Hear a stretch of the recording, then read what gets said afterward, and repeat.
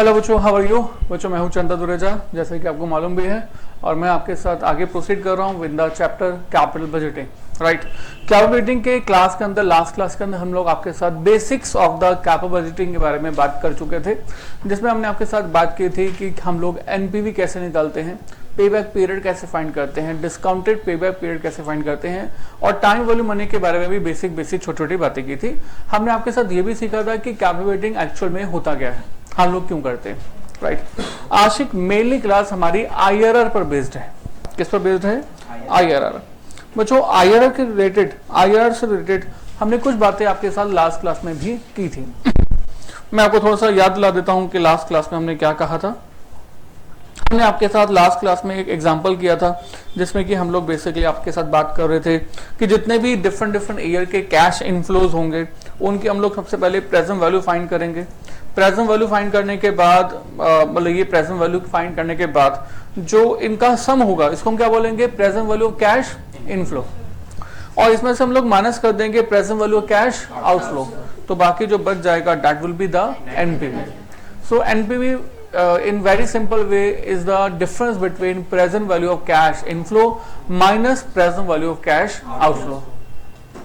ठीक है, फिर हमने आपके साथ ये बात की थी कि सर एनपीवी अगर पॉजिटिव आया तो इसका क्या मतलब है, अगर एनपीवी नेगेटिव आया तो इसका क्या मतलब है, और अगर एनपीवी जीरो आया तो इसका क्या मतलब है। एनपीवी अगर पॉजिटिव आया तो इसका मतलब है कि एक्चुअल रिटर्न जो है वो हमारे डिस्काउंटिंग फैक्टर जो हमने एनपीवी को फाइंड करने के लिए यूज किया है, एक्चुअल रिटर्न उससे ज्यादा है।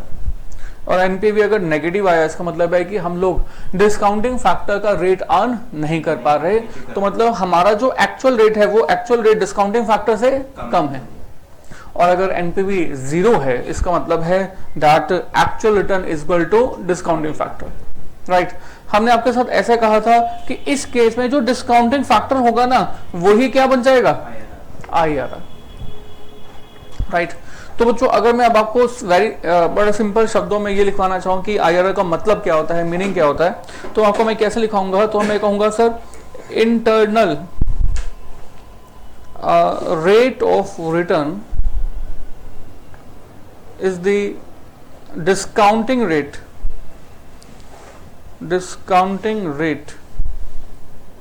at which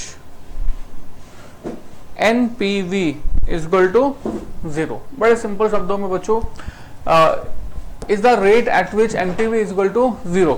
अब बच्चों एनपीवी जब जीरो आता है तो इस केस में मैं देखो, एनपीवी जब जीरो होगा इसका मतलब है कि प्रेजेंट वैल्यू कैश इनफ्लो जो है वो प्रेजेंट वैल्यू कैश आउटफ्लो की क्या है? इक्वल है, बराबर है।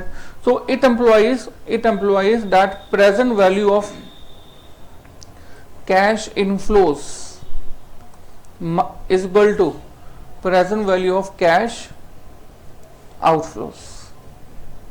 राइट, आईआरआर वो डिस्काउंटिंग फैक्टर है, डिस्काउंटिंग रेट है, जिस पर प्रेजेंट वैल्यू कैश इनफ्लो और प्रेजेंट वैल्यू कैश आउटफ्लो दोनों के दोनों सेम हो जाते हैं, बराबर हो जाते हैं। ये सब कैसे कैलकुलेट करेंगे, वी विल टॉक अबाउट। ठीक है, अच्छा, और इसको मैं ऐसे भी लिख सकता हूं that IRR is the actual rate of return of the project। हम लोग हमारे प्रोजेक्ट से एक्चुअल में कितना रेट अर्न कर रहे हैं, इसी को हम क्या बोल रहे हैं? आईआरआर। मैंने कहा से हमारा जो प्रोजेक्ट है ना वो हमें 20% का आईआरआर प्रोवाइड करेगा। इसका मतलब क्या हुआ कि हम लोग इस प्रोजेक्ट से 20% रेट अर्न कर रहे हैं। Got it? So IRR is the actual rate of return of the project। तो कोई भी कंपनी जब भी कोई काम करती है तो डेफिनेटली काम शुरू होने से पहले ही जरूर जानना चाहती है कि वो प्रोजेक्ट वो उसे कंपनी को, इन्वेस्टर को कितना रिटर्न प्रोवाइड कर सकता है।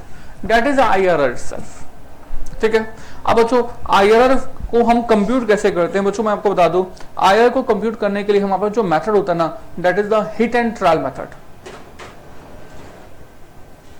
राइट, हालांकि थोड़ा सा शॉर्टकट भी है, वो शॉर्टकट मैं बाद में बताऊंगा, बट सर फिलहाल जो मेथड है वो क्या है? Hit and trial method. Right, hit and trial method समझते हो आप? हिट एंड ट्रायल मेथड अपने आप से बड़ा सिंपल सी बात है कि एक बार आपको ट्राई करना है, अगर लग गया तो अच्छी बात है, नहीं तो दोबारा ट्राई करना। ये वाला जो मेथड है ना, ये बच्चे बहुत आसानी से समझ जाते हैं। हिट एंड ट्रायल मेथड, क्योंकि बच्चे जो है अपनी जिंदगी में भी हिट एंड ट्रायल मेथड के अकॉर्डिंग ही वर्किंग करते हैं, राइट। मुझे बताओ जो पेपर देने जा रहे हो आप लोग किस मेथड के बेसिस से जाने जा रहे हो? Hit and trial. एक काम करते हैं कि इस बार पेपर दे देते हैं, राइट, हिट करते हैं, अगर हिट हो गया तो बहुत अच्छी बात है, नहीं तो क्या करेंगे, राइट। अब आपको अगर सर ऐसे कैसे बातें करते, सब बच्चे ऐसे ही करते हैं, सच्चाई बता रहा हूं आपको मैं। बच्चे क्या करते हैं कि एक काम करते हैं कि 10 चैप्टर है, राइट, और 10 चैप्टर में से 5 चैप्टर की प्रिपरेशन करके चले जाते हैं, राइट। ऐसा क्यों बोलते हैं? बोलते हैं कि सर लक की बात है, अलग हो गया तो ठीक है। मतलब बच्चा बेसिकली क्या कर रहा है यहाँ पर, हिट एंड ट्रायल यूज कर रहा है, राइट। तो जो बच्चे वाकई में पेपर जो है सीरियसली पास होने के लिए जाते हैं, वो इस तरह के मेथड यूज नहीं करते। वो लोग एग्जाम से पहले 2 बार रिवीजन करते हैं, और प्रिपरेशन जब करते हैं तो ऐसे करते हैं कि कम से कम 90% कोर्स 90% कंप्लीट करें। कोर्स कितना कंप्लीट करें? देखो 100% तो कोई नहीं कर सकता, इसमें कोई शक नहीं है, बट सर 90% कोर्स भी अगर आप कंप्लीट करते हो, that is a good one, right. तो बच्चे कितने करते हैं? 50, 40, 55, इससे ज्यादा बच्चे पहली बार में नहीं करते। फिर उनको जो है मौका मिलता है, कैसा मौका मिलता है? अगली बार करने का। तो प्लीज एंड प्लीज अगली बार के मौके के तलाश में मत रहना। तो आप जो है hit and trial method use कोशिश करें कि ना करें, राइट। पर कुछ बच्चे जो है मजबूर रहते हैं hit and trial method use करने के लिए। क्यों? जॉब है, वर्किंग है, लाइफ की बहुत सारी दूसरी चीजें हैं, तो उनको हिट एंड ट्रायल यूज करने के अलावा कोई रास्ता नहीं है। तो इज अ डिफरेंट स्टोरी। चलिए एनीवे, हमने कहा हिट एंड ट्रायल मेथड हमें क्या करना होगा। मैं एक छोटे से एग्जांपल से आपको ये समझाने की कोशिश कर रहा हूँ, राइट। देखो मैंने कहा सर बड़ा सिंपल एग्जांपल, मैंने कहा कॉस्ट है ₹10 लाख की, 1 2 3 4 5। सो डिफरेंट ईयर्स के अंदर मैंने कहा सर सपोज करो मैंने कैश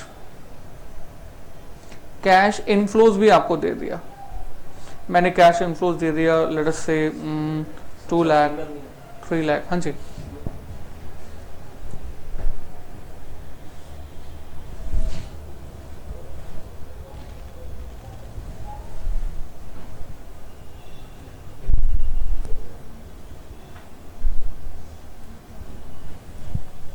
हाँ जी सॉरी।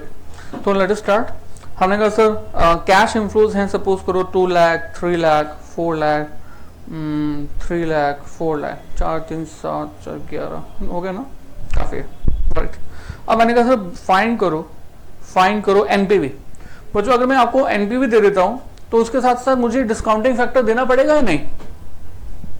बोलो डेफिनेटली यस। मैंने कहा डिस्काउंटिंग फैक्टर मुझे क्या देना पड़ेगा कि मिनिमम डिजायर रिटर्न कितना है, राइट, या फिर कॉस्ट ऑफ कैपिटल कितना है। तो मुझे आपको ये डिस्काउंटिंग फैक्टर एनपीवी के लिए तो देना पड़ेगा। ये जो डिस्काउंटिंग फैक्टर होगा क्या ये आईआरआर होगा?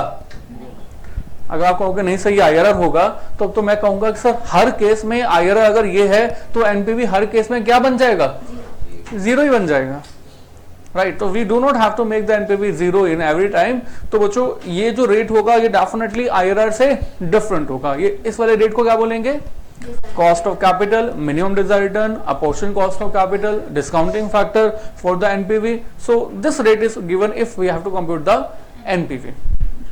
अच्छा, क्वेश्चन ये भी कहता है कि भैया IRR भी फाइंड करो, NPV फाइंड करना है और साथ ही साथ आपको IRR भी फाइंड करना है। तो एक काम करते हैं, पहले NPV फाइंड कर लेते हैं फिर IRR फाइंड करेंगे, ठीक है। तो हमने कहा लेट अस स्टार्ट दिस। तो हमने कहा statement showing present values for the NPV. So we have to start with this years 1 2 3 4 5 cash inflows जो हमारे पास हैं 2 लाख 3 लाख 4 लाख 3 लाख एंड 4 लाख। और जो एनपीवी फाइंड करने के लिए ये जो नंबर्स हैं ये नंबर्स डिफरेंट ईयर्स में अराइज होंगे। तो इनमें से सबसे पहले क्या हटा दें? मिनिमम डिजायर रिटर्न, यानी कि ब्याज हटा दें, है ना, मूल से ज्यादा ब्याज प्यारा होता है। तो पहले ब्याज हटा दें। ब्याज हटाने के लिए हमें क्या करना पड़ेगा? 1 + r⁻t से डिवाइड, है ना। तो मतलब हमें क्या करना होगा? प्रेजेंट वैल्यू फैक्टर यूज करने होंगे। रेट हमें मालूम है एनपीवी के लिए दैट इज 15%, टी के लिए टी ले लिया हमने कहा sir this we have to consider for all the cash inflows. Yes please. 0.8 96 0.7561 okay 0.6575 75 5718 4972 ठीक है sir.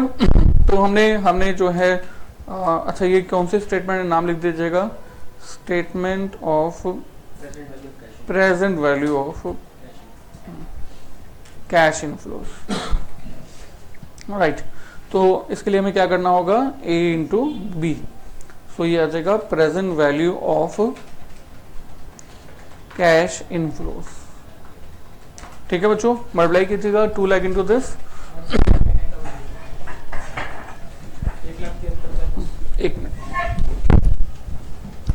173,900 and then yes please 226,830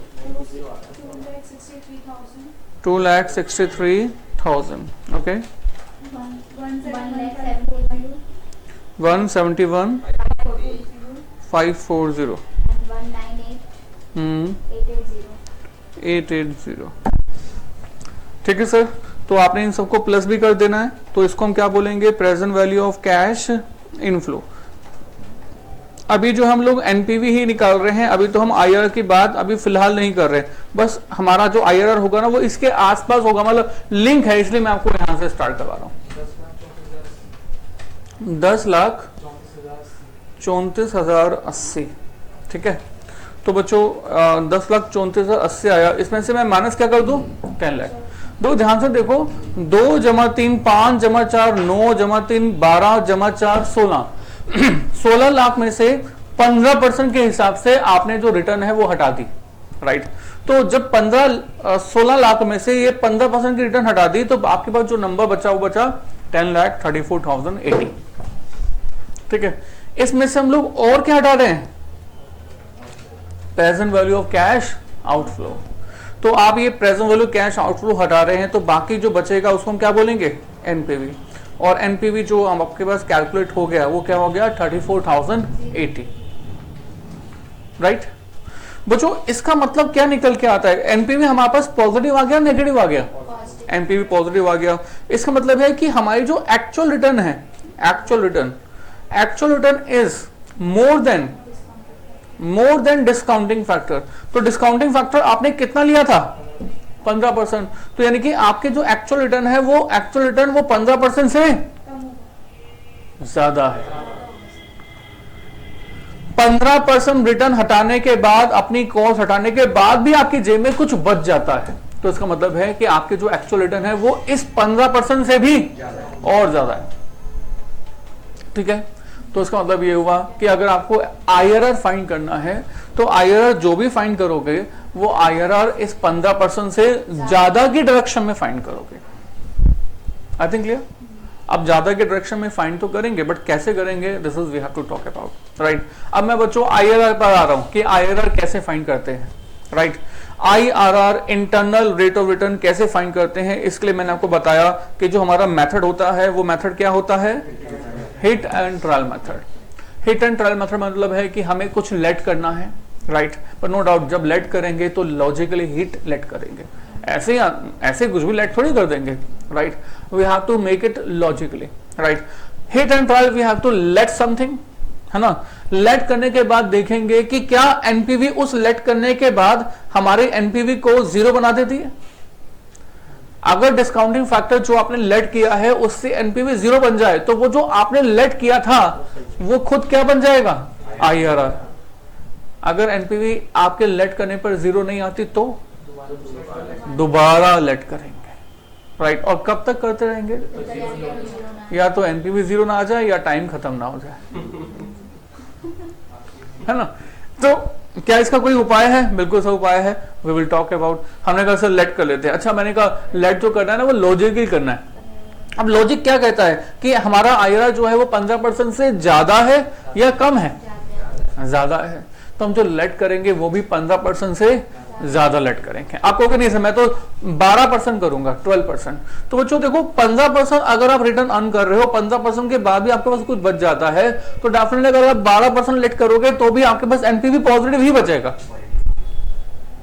right. तो हमने कहा हमें 15% से क्या लेट करना है, ज्यादा। तो बच्चों ज्यादा के लिए मैंने कहा लेट कर लेता हूं मैं R, let R is assumed to be 20%, let us say 18%, कितना मान लिया 18%। I think clear.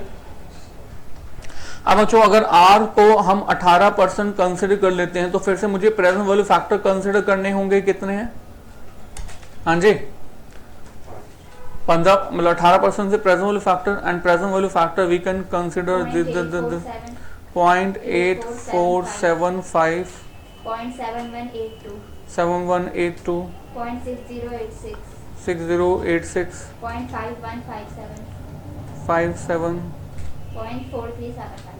4371 present value factors, right. और उसको मैंने नाम दे दिया C, right. So we have A into C, तो A इंटू C मतलब present value of cash inflow, A into C, तो मल्टीप्लाई कीजिएगा 169500, 9500, 215 460, 460, 243440, हाँ जी 2 243440, 440, 154710, ओके 174 840, इनको प्लस कर देते हैं हम लोग,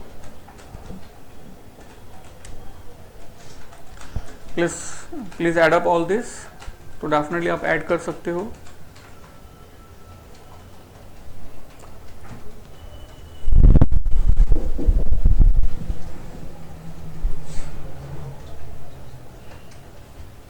कैलकुलेटर होगा तो कैलकुलेटर 7950 और ठीक है ना, तो 957950। तो बच्चों इसमें से हमें क्या माइनस कर देना है, प्रेजेंट वैल्यू कैश आउटफ्लो। और अब आपके पास एनपीवी पॉजिटिव बचा, नेगेटिव बचा 4,20,050, राइट। तो बच्चों इसका मतलब ये हुआ कि एनपीवी जो है वो 18% नहीं है, 18% से कम है, Got it ना। एनपीवी नेगेटिव आ गया, तो बच्चों नेगेटिव क्या शो कर रहा है, नेगेटिव का मतलब ये हुआ कि आप 18% रिटर्न अर्न नहीं कर पा रहे। मैं यहाँ पर ऐसे लिख सकता हूँ यहाँ पर दैट द एक्चुअल रिटर्न, अच्छा ये गलत है, 2 0 नहीं है सर, बीच में एक ही 0, फिर से बोलो 42050, 42,050, ओके फाइन हो जाता है। अच्छा अभी भी नेगेटिव है, तो नेगेटिव का मतलब ये होगा the actual return is less than क्या, कौन सा डिस्काउंटिंग फैक्टर लिया था आपने, 18%। तो अब हमें ये मालूम चल गया कि हमारा एक्चुअल आईआरआर जो है वो 15% से तो ज्यादा है, बट 18% से कम है, 15 से ज्यादा 18 से कम, राइट। अब हमें जैसे ये मालूम चल जाता ना, या हमारे पास दो रास्ते हैं, या तो हिट एंड ट्रायल मेथड से दोबारा से लेट करें, पर जो भी लेट करेंगे वो लॉजिकली करेंगे, 15 से ज्यादा करेंगे, 18 से कम करेंगे। लेट से हमने 16% लेट किया, फिर हो सकता है पॉजिटिव या नेगेटिव आ जाए, फिर 17 लेट करेंगे, राइट, हो सकता है पॉजिटिव नेगेटिव आ जाए, फिर 16.5, फिर 16.35, सो इट्स वेरी डिफिकल्ट। और पक्का बच्चों एनपीवी 0 आए ना आए, आपका टाइम जरूर खत्म हो जाएगा, राइट। तो बच्चों इस पर्पस के लिए हमें क्या करना होगा, आफ्टर दिस जब आप इस तरह से दो एनपीवी निकाल लेते हैं, एक बार पॉजिटिव और एक बार नेगेटिव, जब आप दो एनपीवी निकाल लेते हैं ना, तो उसके बाद आप यूज करते हैं इंटरपोलेटिंग मेथड, राइट। आप यूज करते हैं इंटरपोलेटिंग मेथड। अब हमारा ये इंटरपोलेटिंग मेथड क्या है, थोड़ा ध्यान से सुनिए बच्चों। हमारा ये इंटरपोलेटिंग मेथड ये है कि 15% लेट किया आपने, 18% लेट किया, 15% जो लेट किया उस केस के अंदर आपके पास present value of cash inflows, आपको याद है इंटरपोलेटिंग मेथड हमने वो पे बैक पीरियड में किया था, बिल्कुल सेम वही, right. Present value cash inflow, present value cash inflow आपने कितना फाइंड किया 1034,080, राइट।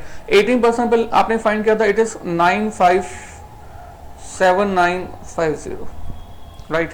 तो वो जो देखो 15% से 18% यानी कि कितने परसेंटेज का gap, 3%।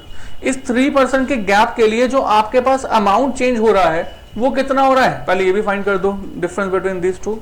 So this is 1034,080 minus 957950 and this is 76130, ठीक है। तो 3% के लिए जो हमारे पास टोटल अमाउंट का गैप है वो 76130 का है, राइट। और आपका जो टारगेट है वो टारगेट क्या था 10 लाख।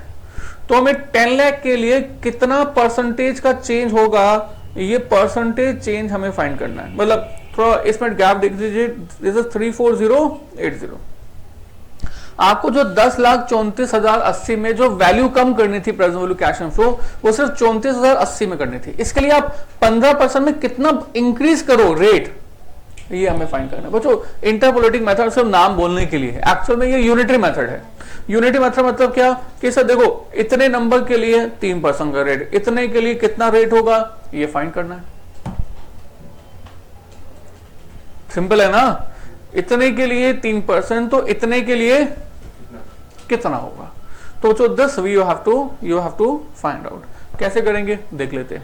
हमने कहा सर देखो IRR जो है ना हमें मालूम चल गया था 15% तो है ही, एंड इससे कुछ ज्यादा है,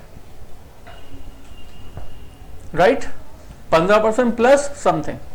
अब बच्चों समथिंग में हम लोग कैसे कैलकुलेशन करेंगे ये हम लोग आपके साथ बात कर रहे हैं। इसके लिए हमने कहा सर देखो if amount recovered is rupees, कितना है ये 76,130, then percentage change is equal to, हाँ जी कितना परसेंट चेंज है 3%।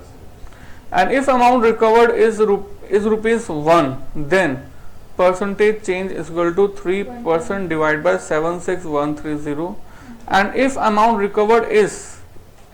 रिकवर्ड इज कितना चाहिए था हमें 34080, then percentage change equal to 3% upon 76,130 into 34080, 1.34%, right. अब तो ये 1.34% मतलब हम लोग अगर 15% में ऐड कर दें तो हम लोग जो है एग्जैक्टली 10 लाख रुपए रिकवर कर लेंगे।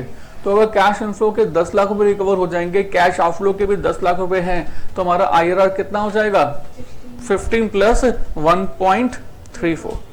तो बच्चों इसको हम यहाँ पर लिख देते हैं 1.34% एंड इसको ऐड कर देते हैं 16.34%। बट ये जो आपका आंसर आएगा ना ये कभी भी एक्यूरेट नहीं होगा। ये आपका जो आंसर होगा ये हमेशा अप्रॉक्स होगा। जब आप इंटरपोलेटिंग यूज करेंगे तो आपका आंसर हमेशा अप्रॉक्स होगा, राइट। ये अप्रॉक्स क्यों होगा ये मैं आपको बताऊंगा इसके अगली वीडियो में, ठीक है। पर उससे पहले मैं आपको बता दूं IRR का कॉन्सेप्ट मैं रिपीट कर देता हूं, राइट। IRR का कॉन्सेप्ट एक बार रिपीट कर देता हूं। IRR का कॉन्सेप्ट क्या है? IRR is the actual rate of return of the project. IRR is the rate at which NPV is equal to 0, right? For example लिए हमने आपको एक आउटफ्लो दिया, इनफ्लो दिया। आउटफ्लो इनफ्लो देने के बाद हमने आपको कहा IRR फाइंड करो, तो हमने NPV तो फाइंड कर ही दिया। हमने कहा 15% से NPV जो है 34080 आ रहा है। फिर हमने कहा अच्छा NPV पॉजिटिव है, इसका मतलब है कि एक्चुअल रेट जो है वो इस 15% से ज्यादा होगा। NPV अगर पॉजिटिव है इसका मतलब है कि हम लोग 15% तो कमा ही रहे हैं, उसके अलावा भी कुछ कमा रहे हैं, तो हमारा एक्चुअल रेट जो है वो 15% से ज्यादा होगा। तो हमने कहा हिट एंड ट्रायल मेथड में 15% तो ले ही चुके हैं, अब हम IRR मतलब रेट को ज्यादा ले लेते हैं। 18% ले लिया, ऐसे ले लिया 18%, आप 20 ले लेना कोई बात नहीं, राइट। फिर देखा कि NPV कितनी आई है, NPV नेगेटिव आ गई। राइट। तो इसका मतलब मालूम चला कि हमारा जो IRR है वो 15 से ज्यादा है और 18 से कम है। तो जब आपको ये मालूम चल जाए कि एनपीवी पॉजिटिव आ रहा है, नेगेटिव आ रहा है और हमारा IRR इन दोनों के बीच में लाई कर रहा है, तो इस केस में आप क्या यूज करेंगे? Interpolating method. इंटरपोलेटिंग मेथड मतलब क्या कि 15% के लिए इतना नंबर, 18% के लिए इतना नंबर, उसके बाद हमें लाना कितना नंबर है? 10 लाख। तो हम लोग गैप यानी कि यूनिटरी मेथड यूज कर लेंगे। I think clear. पर से मैंने आपको कहा कि इस तरह से जो ये आंसर आएगा वो क्या होगा? अप्रोक्स। अब ये आंसर अप्रोक्स क्यों होगा ये हम सीखेंगे नेक्स्ट वीडियो में, इतना कॉपी करने के बाद।